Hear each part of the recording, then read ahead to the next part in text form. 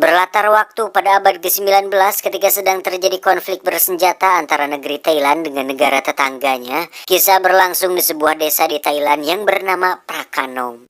Seorang putra pribumi yang bernama Mak menjadi salah satu dari sekian banyak pejuang yang membela negerinya tersebut. Di suatu ketika terjadi penyerangan gencar oleh pihak musuh di mana Mak terluka parah akibat penyerangan tersebut. Di sana Mak berjumpa dengan 4 orang tentara lainnya yang kemudian menjadi sahabatnya. Mereka adalah Ter, Ai, Puak, dan Sin. Memang agak aneh namanya anjing. Gini sih.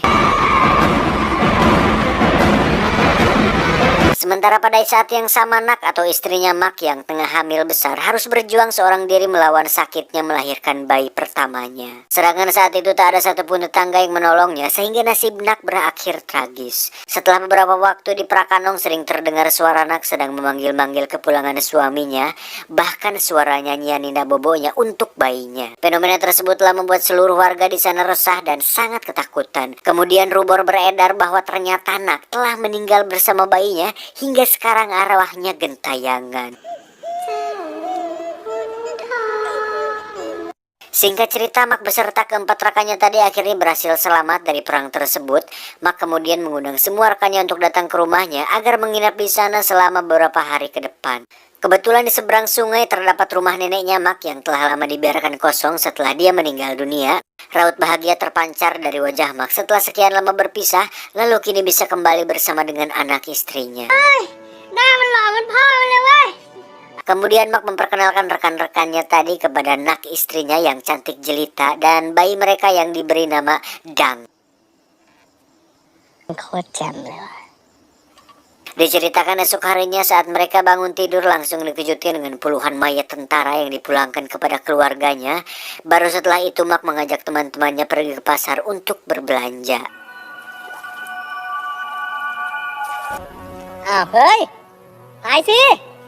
Tetapi anehnya, semua orang di sana terlihat sangat ketakutan oleh Mak dan tidak ada satupun yang bersedia menjual barang dagangannya kepadanya. Hingga saat tiba di sebuah warung penjual bir, si pedagang yang setengah mabuk mencoba untuk memberitahu Mak soal rumor Nak yang menjadi hantu. Namun seketika, anaknya datang menghalangi maksud ibunya dan meminta maaf.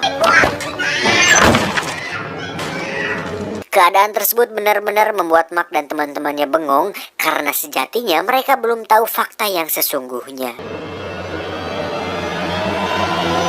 Di sisi lain, Sin mulai berpikir jangan-jangan Nak ini sebenarnya adalah hantu, namun kecurigaannya tersebut langsung dibantahkan rekan-rekannya. Kemudian Sin disuruh mendatangi Mak di rumahnya untuk sekedar minum bir bersama. Sampai di beranda rumah, Sin merasa heran ketika hanya ada Nak yang ada di sana saja. Lalu saat Nak mengajaknya ke dalam, tiba-tiba sesuatu yang mengerikan keluar dari lubang celengan Nak. Dan ternyata kengerian itu hanyalah sebuah mimpi belaka. Tak cukup sampai situ, rupanya ketakutan Sin kembali berlanjut setelah merasa bahwa dia mengalami dejavu karena faktanya dia benar-benar dipaksa pergi menemui Mak di rumahnya. Saat menaiki tangga, Sin sangat ketakutan sebab dirasa hampir sama dengan kejadian yang dialami pada mimpinya tadi. Ditambah lagi ketika melihat kondisi rumah Mak yang nampak sangat usang dan sebuah ayunan bayi yang tiba-tiba bergerak sendiri. Dengan penuh tegang lalu Sin menceritakan hal itu kepada teman-temannya. Akan tetapi mereka justru menanggapinya dengan lelucon.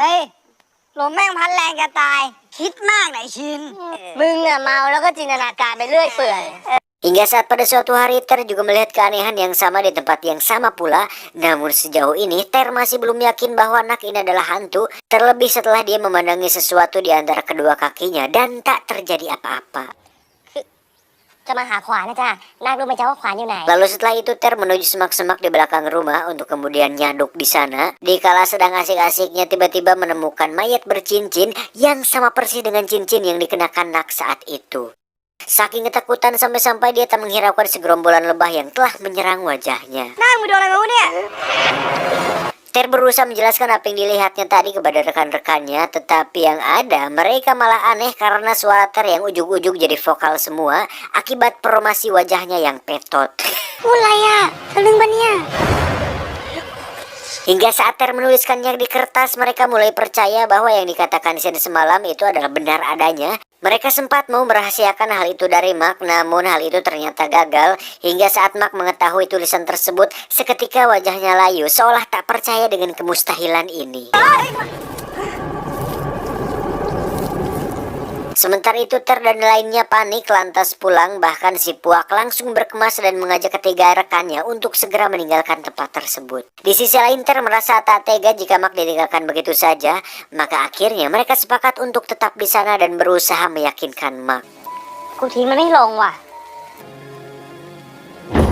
Singkat cerita, Ter bersama Sin memberi Nikan kembali mendatangi rumah Mak untuk memberitahu dia tentang siapa Nak sebenarnya. Namun tanpa mereka ketahui bahwa siapapun yang berani mengungkap hal itu pasti akan jadi korban kemarahan si Nak. N ya, Nak. Yang pemeran utama itu Mak, yang istrinya itu namanya Nak pakai N, takut ke salah-salah. Beruntung Puak dan Ai segera datang mengingatkan mereka sekaligus memberitahukan tentang kematian si wanita penjual bir setelah dia mencoba memberitahu Mak waktu itu. Hasil mereka semakin ketakutan dibuatnya. Alih-alih pergi dari sana, mereka justru dipaksa menyantap hidangan makan malam yang telah Nak sediakan sebelumnya. ทำไมไม่ชวนเพื่อนพี่ขึ้นมากินอะไรก่อนล่ะ Tanpa kecuali mereka pun mulai mencicipi menu tak lazim tersebut. Sementara itu Mak kemudian membawa anaknya Dang agar mereka mau menggendongnya juga.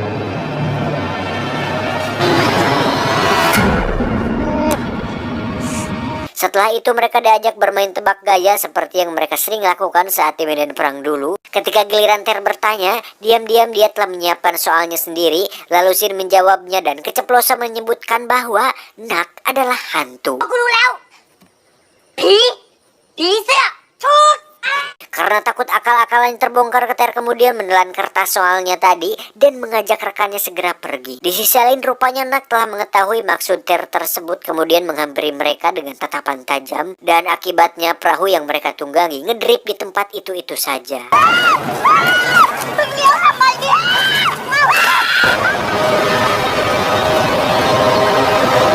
Sementara Mak yang tak terima istrinya disebut hantu lantas menyuruh mereka angkat kaki dari sana karena saking marahnya. Akan tetapi Ter dan kawan-kawan ini rupanya sosok yang sangat menjunjung arti persahabatan sehingga mereka bertekad bulat untuk tetap menolong Mak meski sejauh ini Mak masih belum menerima kenyataan takdirnya. ที่พวกกูพยายามจะบอกมึงอ่ะก็เพราะว่าเห็นว่ามึงเป็นเพื่อนนะเว้ย Oh ya, untuk panggilan Nak ganti aja kali ya jadi Yuli biar gampang bedainnya. Oke, takut ketuker soalnya Nak sama Nak, Mak B sama itu beda N sama M doang.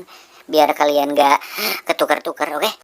Singkat cerita, di suatu malam Mak mengajak Yuli pergi ke sebuah acara pameran di mana saat itu Yuli memakai topeng agar bisa berbaur dengan warga lainnya. ไปดูนั่นสิ Sementara itu keempat rekan Mak nampak sudah bersiap-siap untuk menculik Mak dan menjauhkannya dari Yuli. Lalu ketika Mak mencoba sebuah wahana rumah hantu, mereka anggap hal itu adalah momen yang sangat tepat untuk melakukan eksekusi. Dan benar saja Puak berhasil menangkap Mak dari belakang kemudian menyumbat mulutnya dengan kain. Namun sialnya pintu keluar tiba-tiba macet pas di saat Yuli mulai menyadari keadaan tersebut.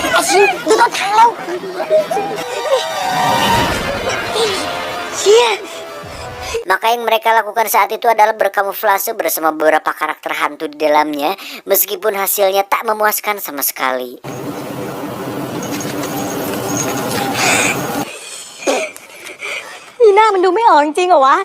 Singkat cerita, mereka berhasil membawa kabur Mak ke dalam suatu hutan dan hingga saat ini rupanya dia masih menyangkal apa yang telah mereka tuduhkan terhadap istrinya tersebut. เมียกูยังไม่ตายเว้ย Sementara akibat kejadian di rumah hantu tadi, luka di dada Mak kini terbuka kembali. Seketika terbesit curiga di pikiran Ter, jangan-jangan hantu yang sebenarnya adalah si Mak. เรื่องที่มากมันมองลอดหวังขาแล้วมันไม่เห็นอะไรเลยอ่ะ Apalagi ketika Ter melihat liontin kalung Mak yang sangat mirip dengan cincin mayat yang ditemukannya waktu itu, maka karena kecurigaan tersebut mereka melemparkan beras suci ke arah Mak dan spontan Mak menjerit kesakitan.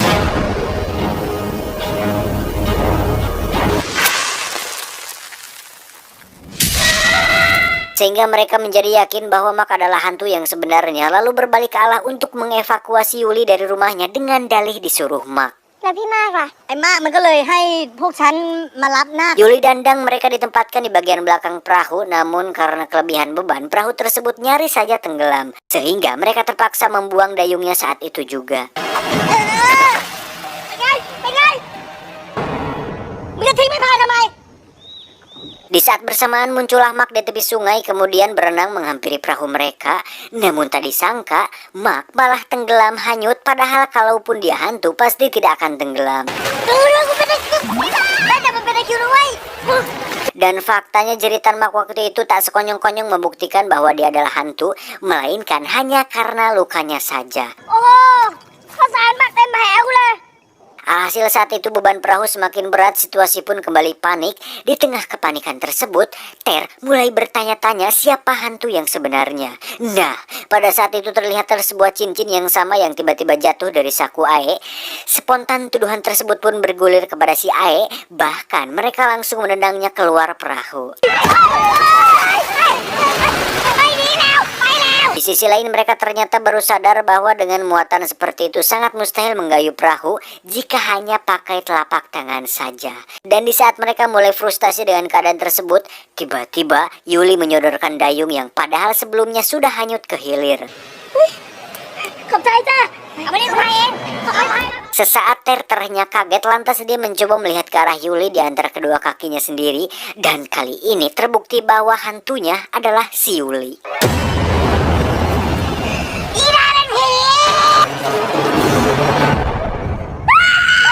Mak yang telah dibuat pingsan bersama ketiga temannya yang tersisa, Sin, Puak, dan Ter mendatangi sebuah kuil untuk meminta bantuan biksu mengusir arwah Yuli. Lalu biksu mencoba melawan Yuli dengan menyiramnya dengan air suci. Hanya saja air tersebut tumpah karena tertoker oleh Mak saat dia meronta-ronta karena tak terima Yuli disakiti. ยอมตาเอาน้ำมนต์มาดิ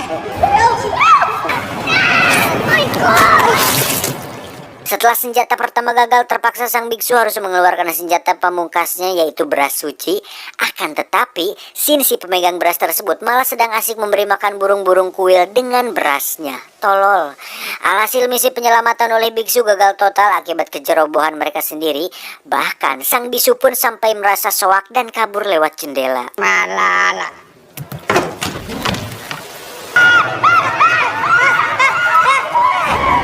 Tak lama kemudian Aim muncul di sana dan menjelaskan kepada mereka bahwa ia masih manusia yang terpaksa mencuri cincin dari jenazah Yuli karena sedang terlilit hutang judi. โทษทีว่ะกูจะเอาเงินไปแทงไฮโลอ่ะ Setelah percaya, mereka berlima kemudian menghadapi kemarahan Yuli. Mereka berdebat keras dan mengusir Yuli untuk meninggalkan Mak karena mereka telah berbeda dunia.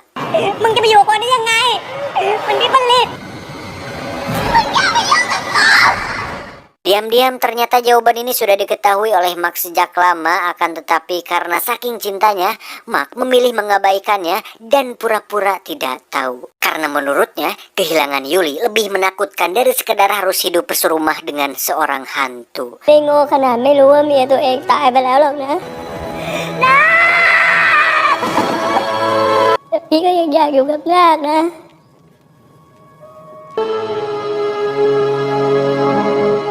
นาครักพี่เปล่า